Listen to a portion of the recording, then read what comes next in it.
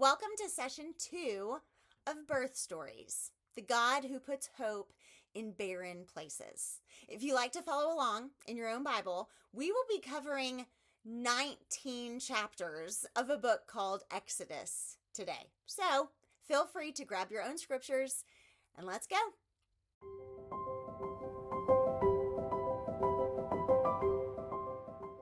In session 1, we met a man named Abram, who would be renamed Abraham, and he was a Hebrew from a region in Mesopotamia. He was married to a woman named Sarai, who would be renamed Sarah. And when we meet them, Sarai is not just barren, she is well past the age of childbearing, period. However, God makes Abram a promise. Through his bloodline, with Sarai, a great nation would be formed. And from that nation would come a blessing for the entire world. In session 1, we saw the birth of God's promise in the life of a baby boy named Isaac. In this session, we arrive at the book of Exodus. Hundreds of years have gone by, and that promise of God through this baby Isaac has multiplied. Isaac eventually had 2 sons, Jacob and Esau. The Lord's promise continues through the line of Jacob, who would be renamed Israel. And this man, Israel, would have 12 sons. Now, long story short, they all end up in Egypt. And as Exodus 1:7 tells us, the Israelites were exceedingly fruitful. They multiplied greatly, increased in numbers, and became so numerous that the land was filled with them. God's promise that the descendants of Abraham would become a great nation is happening.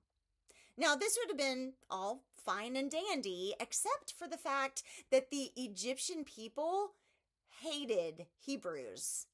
The Hebrews were shepherds, the lowliest of occupations, according to the Egyptians. Plus, the Hebrews sacrificed and ate certain animals that the Egyptians worshipped as gods. So, there was a lot of racism here.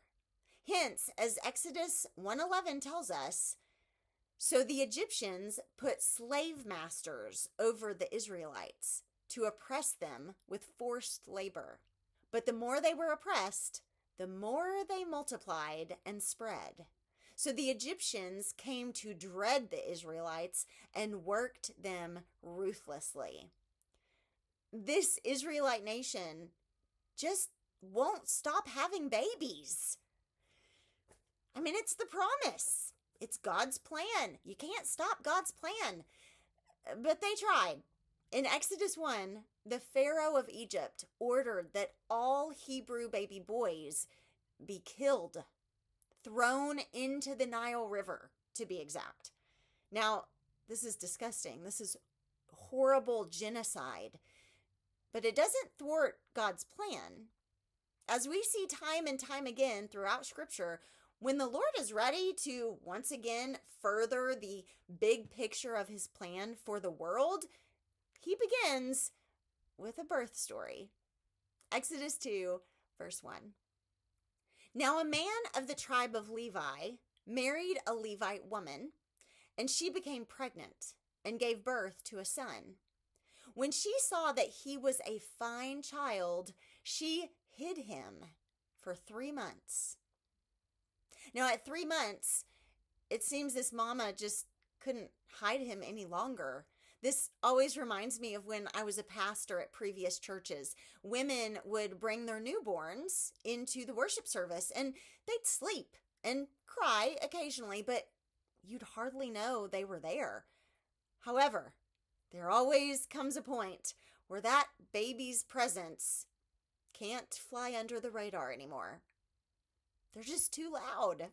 Now, this mama in Exodus 2, she has a masterful plan. She puts that baby in the Nile River per Pharaoh's demands, kind of.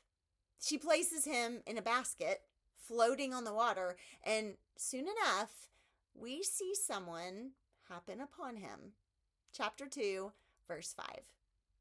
Then Pharaoh's daughter went down to the Nile to bathe, and her attendants were walking along the riverbank. She saw the basket among the reeds and sent her female slave to get it. She opened it and saw the baby. He was crying, and she felt sorry for him. "This is one of the Hebrew babies," she said. This is no coincidence. This is the timing of the Lord. The genocide of these babies and the slavery of the Israelites was a barren situation, and yet the Lord was unfolding a plan to deliver this lineage out of their hopelessness. And we don't know how her daddy felt about this situation, but this daughter of the Pharaoh of Egypt adopted this baby. And he became her son, and she named him Moses, saying, "I drew him out of the water." This baby boy was birthed, and then this baby boy was adopted. Not just adopted by a random family. No, this baby was adopted into the household of the king of Egypt. Now, years go by. Moses grows up in the palace of the king. At some point, we assume the genocide did stop, but the oppression of the Israelites didn't. Roughly 80 years after Moses was pulled from that water, while living in a place outside of Egypt called Midian, the end of Exodus 2 tells us this. During that long period, the king of Egypt died. The Israelites groaned in their slavery and cried out, and their cry for help because of their slavery went up to God. God heard their groaning, and he remembered his covenant with Abraham, with Isaac, and with Jacob. So God looked on the Israelites and was concerned about them. Now, this language can be confusing. Was God not concerned about them before? And then it says God remembered his promise to Abraham. Had God forgotten his promise? Does God forget stuff? But the Hebrew word for remembered is a word meaning to mark, to be mindful of, to recognize. So, for example, you might say, "I remembered that my birthday is this month." Well, did you forget when your birthday was? No, but you're recognizing, you're mindful of the fact that it's happening soon. The New Living Translation of Exodus 2:25 says it well, I think. It says, God looked down on the people of Israel and knew it was time to act. The Lord never forgot about his people. He never forgot that through them would come a blessing for the world. He never forgot to put hope in their very barren place. He always saw them. It just wasn't time. God always had the next step of the plan. And now, in Exodus 3, when Moses has reached the ripe old age of 80, God knows it's time to act. Now, biblical historians call this the birth narrative of a nation. These Israelites have been bound up in a womb, you could say, but delivery is coming. A birth is coming. The labor pains are about to begin, and Egypt is going to feel them. This is a bit of what the Lord God proclaims to Moses in Exodus chapter 3. The Lord said, "I have indeed seen the misery of my people in Egypt. I have heard them crying out because of their slave drivers, and I am concerned about their suffering. So I have come down to rescue them from the hand of the Egyptians and to bring them up out of that land into a good and spacious land, a land flowing with milk and honey. So now go. I am sending you to Pharaoh to bring my people, the Israelites, out of Egypt." From Exodus chapter 4 through Exodus chapter 12, we watch this labor happen. Picture Egypt, and Israel is coming out of her. And this labor is laborious. This delivery is painful for Egypt, and it is lengthy. 10 plagues, 10 big contractions transpire, and just as literal labor pains increase the closer you get to the birth, the contractions of Egypt are no different. And it starts with the Nile turning to blood. It gets increasingly more painful from there. And the last and final push is a doozy. It begins with the 10th plague. Egypt would suffer the death of all of their firstborn sons because the Pharaoh is so unwilling to let God's people go. At midnight, the Lord struck down all the firstborn in Egypt, from the firstborn of Pharaoh, who sat on the throne, to the firstborn of the prisoner who was in the dungeon, and the firstborn of all the livestock as well. Pharaoh and all his officials and all the Egyptians got up during the night, and there was loud wailing in Egypt, for there was not a house without someone dead. And immediately, it seems, Pharaoh exclaims to Moses, "Go, all of the Israelites, get out." And you suddenly see roughly 2.5 million Israelites running out of that womb. Now, the observance of this delivery is still celebrated every year in the Jewish faith. It's called Passover. It's the meal that the firstborn Son of God, Jesus, was celebrating on the night he was betrayed, and during which his blood would be shed. Our Father in heaven commanded Passover to be an annual celebration of the delivery he performed that night, thousands of years ago. As he says in Exodus 13, "In days to come, when your son asks you, 'What does this mean?' say to him, 'With a mighty hand, the Lord brought us out of Egypt, out of the land of slavery.'" The Lord delivered that day. He brought new life out of a barren, hopeless, enslaved place. He gave the lineage of Abraham and Isaac and Jacob a new hope. He continued to uphold that promise he made, that they would become a great nation. But that's not all he did. If you're following in your own Bible, I want you to fast forward with me to Exodus chapter 19. Now, we had to skip over it, given our time constraints, unless you wanted this video to be 7 hours long. But way back in Exodus chapter 3, when the Lord calls Moses to be this instrument by which he would deliver the Israelites, we see Moses struggle with some feelings of inadequacy, which most all of us struggle with when asked by God to do scary things. But we see the Lord say this to Moses: "I will be with you, and this will be the sign to you that it is I who have sent you. When you have brought the people out of Egypt, you will worship God on this mountain."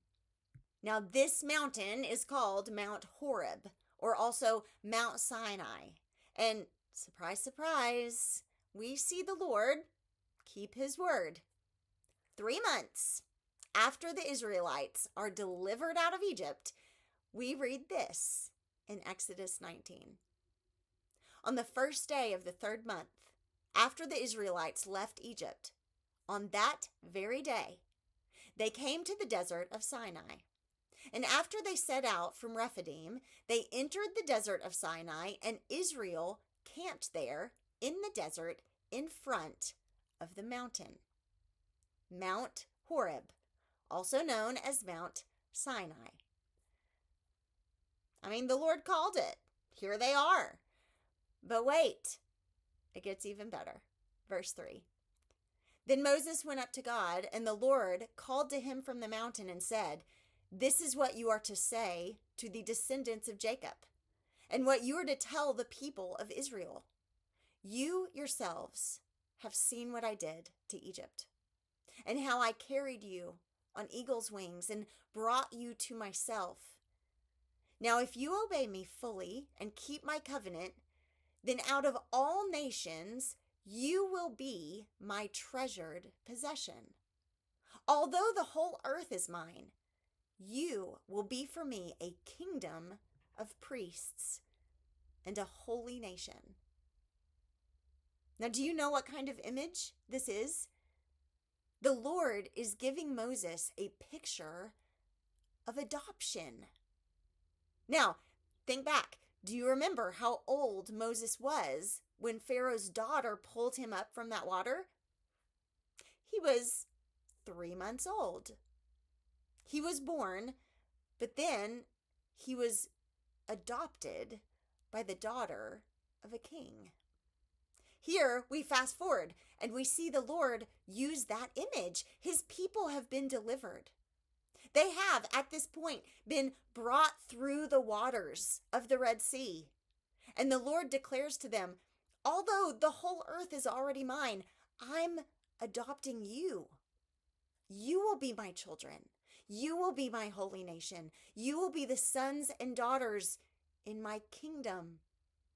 I have brought you out from the slavery of your former life, and I am now giving you a new hope, a new way of living. You will be my treasured possession, he says. What a birth story, right? Like just as Isaac was the visual picture of the birth of God's promise, Moses was the visual picture of the birth of God's nation, that adoption of his people into his household, into his kingdom. Okay, has your brain exploded yet? Mine has a little bit.